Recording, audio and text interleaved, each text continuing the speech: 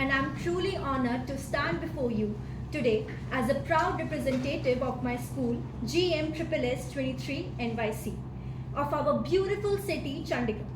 But more than that, I speak to you as a concerned citizen of this planet, a planet that is being slowly choked by plastic.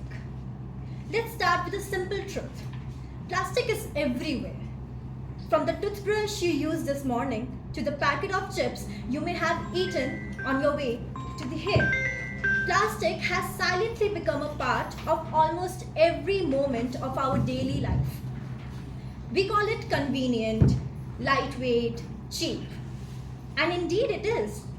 But have we ever stopped and asked ourselves, at what cost? Every year, the world produces over 400 million tons of plastic. That's more than the combined weight of the entire human population. Nearly half of this is single-used, meant to be used once and then thrown away.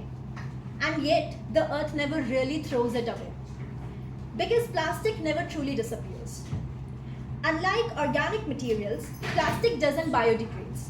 Instead, it breaks down into smaller and smaller pieces called microplastics, which linger for hundreds, even thousands years.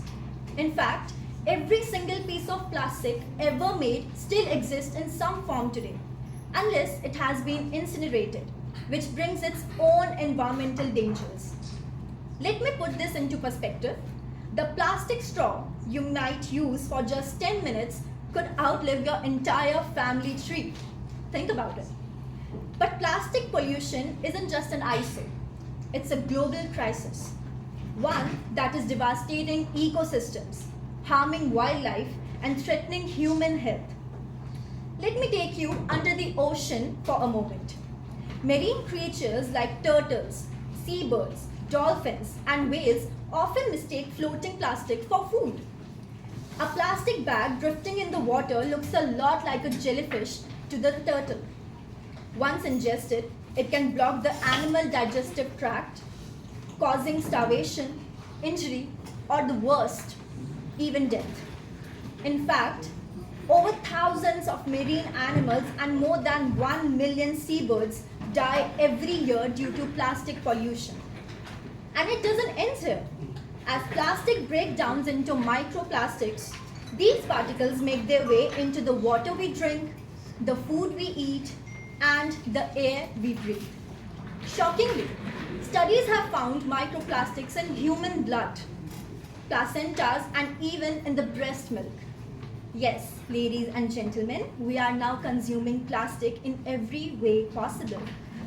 But who is to blame? It is easy to point fingers at industries and governments, right? And yet, they have a major role to play. But we too have a part of the problem, okay? Every time we accept a plastic bag for a single item, every time we buy a bottle of water instead of carrying our own, like I did, every time we toss something away without thinking, we are contributing to the crisis. So what do we do? The answer lies not just in awareness, but in collective and committed action. Let me share with you a simple yet powerful framework, the 5 R's. Number 1, refuse. Start by saying no to single-use plastic. That straw, say no to it. That plastic spoon, say no to it. If we stop demanding it, the market will stop supplying it. Number 2, reduce. Be mindful of your consumptions. Do you really need that item wrapped in 3 layers of plastics? Number 3, reuse. Switch to reusable alternatives. Carry a water bottle. Bring your own shopping bags and use a metal lunchbox. Number 4, recycle. Learn how to do it properly. Not everything that looks recyclable actually is. Clean, segregate, and then dispose responsibly. Last but not the least, raise your voice. This is perhaps the most powerful step. Speak out. Educate your friends and family. Support businesses that are eco-conscious. and urge policymakers to implement stricter environmental regulations. Some might say, but I'm just a one person, right? What difference can I make? To that I say, every moment in history began with one voice, right? One spark can ignite a wildfire of change. Take the example of Boyan Slat, a young Dutch inventor who at just 16 began working on technology to remove plastic from the ocean. Today, his organization, the Ocean Cleanup, is deploying massive systems to clean millions of kilograms of plastic waste. Or consider India's own city of Indore, which transformed from one of the dirtiest cities to the cleanest city in India, thanks to community effort, strong leadership, and a shared commitment to change. If they can do it, so can we. Let us not wait for tomorrow. Let us not rely on something like policymakers. Let us be the change right now.